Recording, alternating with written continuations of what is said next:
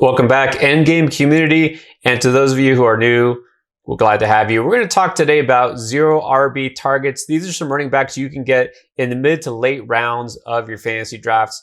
Whether you're doing a zero RB build and waiting on that position, or if you just simply choose to wait on your second running back or looking for some smart targets at the position, we're going to help you out. So, talking about some early ADP just after the NFL draft, and we're going to have some rookies on here that, well, rookie fever tends to catch on as we get closer to the season. But right now, so far, some good value to be had, especially with Trey Sermon.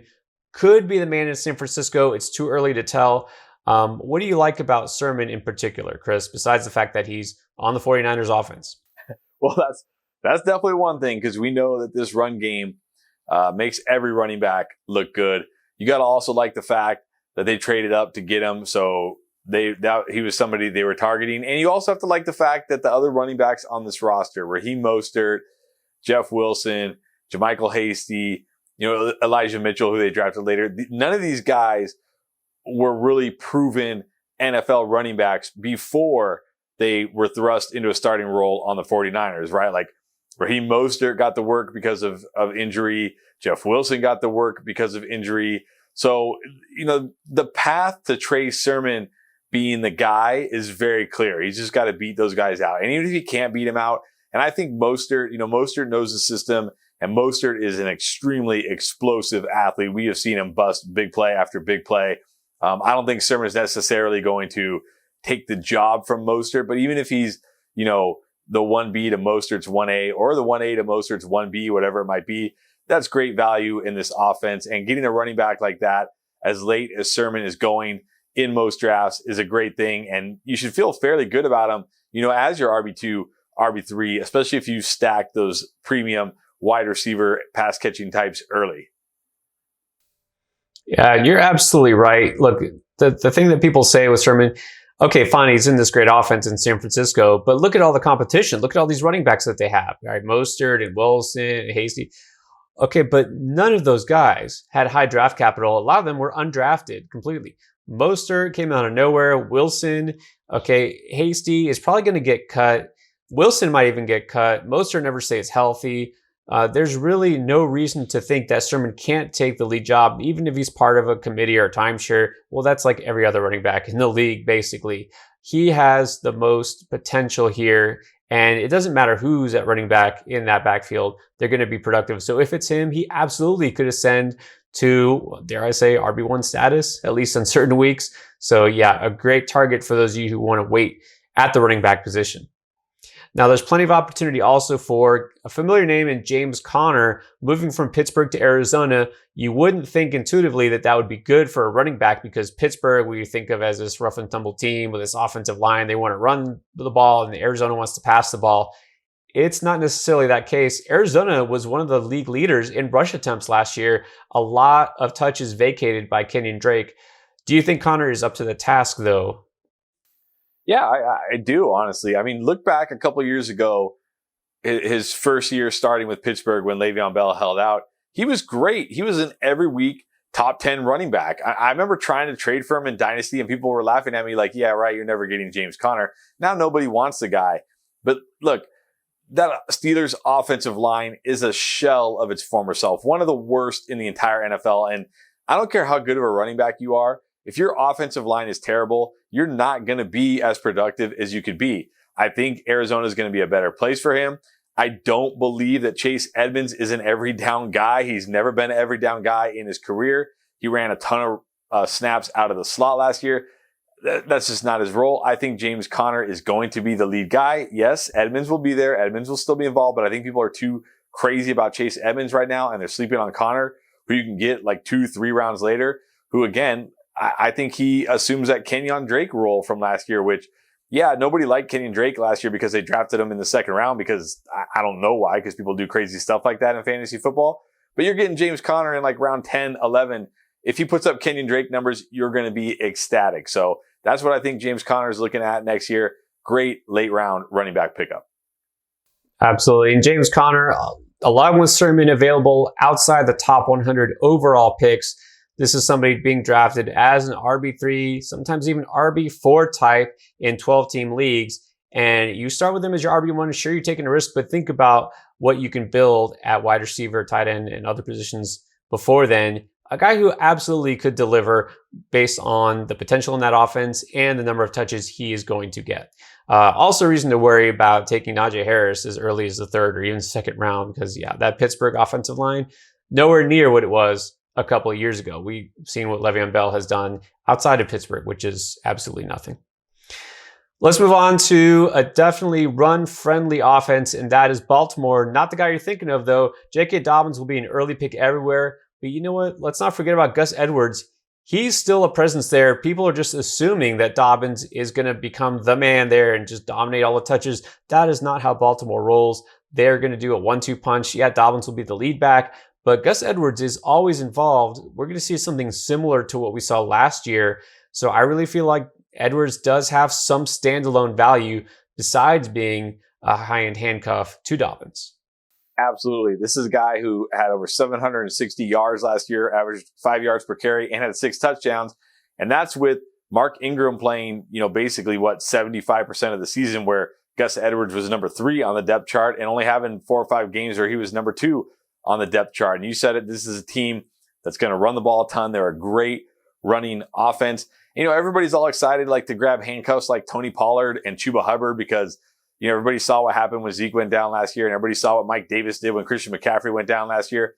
But those guys aren't going to give you jack when Zeke and CMC are healthy, which they are healthy way more often than they're hurt in their careers. Whereas Gus Edwards is going to give you playable, RB3, maybe even low-end RB2 numbers on some weeks, even with a healthy J.K. Dobbins. And if something were to happen to J.K. Dobbins, they don't really have any other. Justice Hill is the only other running back they have on that roster that I can think of. And he's a pass-catching back, and they don't throw to running backs anyway. So if something were to happen to J.K. Dobbins, Gus Edwards is going to be looking at 15 to 20 touches every single week, in a great run-friendly offense. And again, like I said, he can give you some value week to week in a pinch if you need it. So absolutely a guy you should be targeting in your drafts.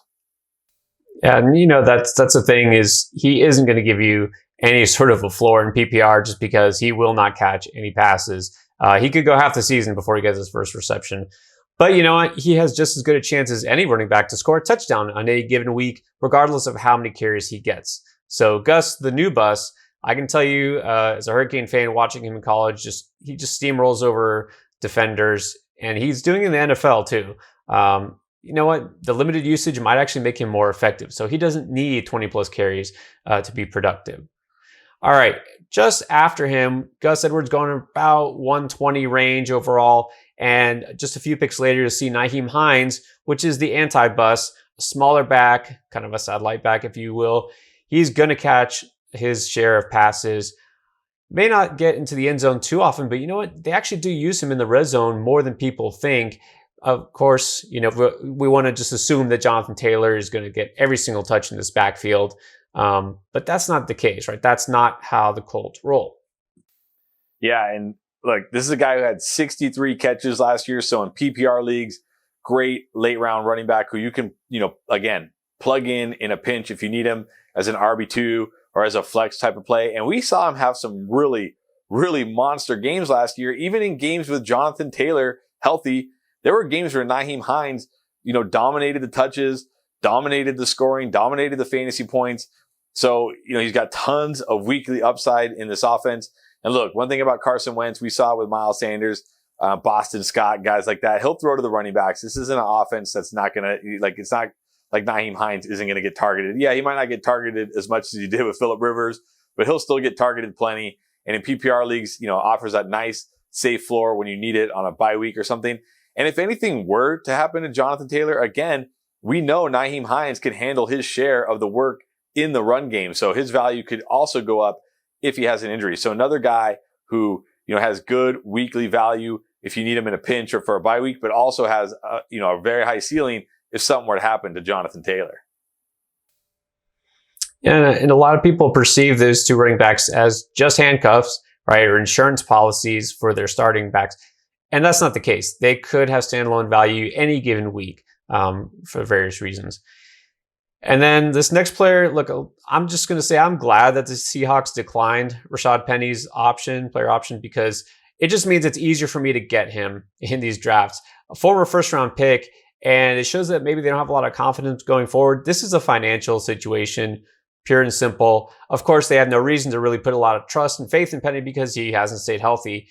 We'll see if that happens this year, but he is still on the roster. He is still going to split carries with Chris Carson. Chris Carson gets banged up all the time. So Rashad Penny could be a really solid running back if, I'm not really a zero RB guy through and through, but if I'm waiting on a second running back, to me, this is the perfect target. This guy who could even be leading the Seahawks in rushing. Oh, bold take. I like it. Yeah, this guy, he's being drafted right around the same range as Chuba Hubbard, and I don't get it because, Chuba, we know he needs Christian McCaffrey to get hurt to have any kind of value at all, right? He's going to get you like 1, 2, 3 points if Christian McCaffrey's on the field. Whereas Penny, there's risk. He's coming off a major knee injury, but he got on the field towards the end of last year. He should be good to go. Who else do they really have? Do they DJ Dallas? I don't think they have Alex Collins anymore. I don't even know who it is. Chris Carson even came out and said, we're the best 1-2 punch in the NFL. Yeah, it's not true, but at least he feels that way. And it makes you think Penny's going to be involved again on a weekly basis. He's not just going to be standing there waiting for Chris Carson to come out and take a breather. They're going to have plans for him. They're going to involve him. This is a team that leans on the running backs, whether it's handing the ball off or throwing to the running backs. So, Penny, I think, is going to have some decent value week to week. And again, like you said, if Chris Carson goes down, he's going to have to be the guy because they don't really have anybody else to be the guy. So Penny, another guy everybody's sleeping on who I think can give you nice standalone value, but also has plenty of upside should something happen to the starter. Yeah, and you said it, that the Seahawks want to use him as a 1-2 punch. It's not going to be Carson gets all the work and Penny comes in every once in a while. People will be surprised at how many touches he gets. And we'll just see if he can finally live up to his potential. But if nothing else, this is the ideal running back to wait on, going in round 12, sometimes even later. And then the final guy we'll talk about, some people will just completely dismiss and forget about because, well, he's going to be one of, 4 running backs now who could get touches in Tampa Bay. They signed him for a reason, right? Gio Bernard going from Cincinnati to Tampa Bay. I'd say that's an upgrade, right? I think that it might be a slight upgrade. He's still going to be involved. And, Chris, this is the kind of guy you love to take late in drafts because he's going to have that pass catching floor. Yeah, he has that pass catching floor. And how many years now has Gio Bernard been a waiver wire hero at the end of seasons for championship teams? Like, it seems like every year, nobody drafts Gio Bernard. And then, of course, it used to be Mixon would get hurt. And then everybody would run out and grab Gio Bernard because Gio Bernard he's one of those guys who also, we think of him as a pass catching back, but he can handle a 3-down role. Now, his path to a 3-down role is much tougher in this offense because you have Fournette and Ronald Jones. But we know at a minimum, they didn't bring him in here to stand on the sidelines. Look, Ronald Jones was terrible in the passing game last year. Leonard Fournette was acceptable, but I don't think the Bucs feel like either of those guys are the answer. They feel like Gio Bernard, he can be the guy in the passing game in 3rd down. And we know, look, I really think he could be the next James White, right? Remember, James White would always be that PPR guy that nobody, really wanted, but he would go out there and put up top 12 running back seasons. I'm not saying Gio's going to finish top 12, but I think he could finish top 20, top 24, just because of the amount of receptions he gets in this offense. And like you said, this is a great offense. There's going to be lots of chances to score, lots of chances to catch passes, lots of chances to put up fantasy points. I think Gio Bernard, he's got a carved out role. He's not competing for that early down work. Going this late, 15th, 16th round, almost feels like stealing every time I pick him. Yeah, absolutely. It's going to be an afterthought. If you were that high on guys like Keyshawn Vaughn last year, then why would you be high on a veteran who has actually accomplished something in the league on that same roster in Gio Bernard? Okay, so definitely a guy who's not going to cost you much other than a last round pick in some leagues. Definitely worth it if you're waiting at running back. All right, those are some of our favorite zero RB targets. Did we forget somebody? Let us know. Hit us up in the comments. Tell us what you think. Thanks for watching as always. And if you like what we're doing, hit that subscribe button. Join the Endgame community now.